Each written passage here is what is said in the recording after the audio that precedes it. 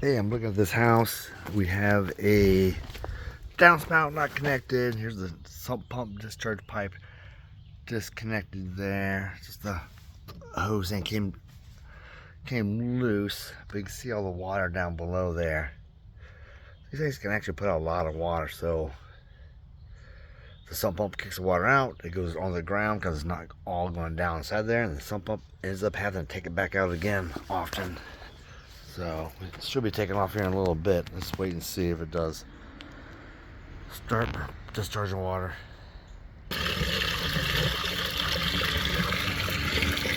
There you go. You can see it just spewing water from the sump pump. Imagine if it was actually raining and water constantly coming out of that downspout. So anyway, always have your home inspected, and consider having it inspected every 2 to 3 years.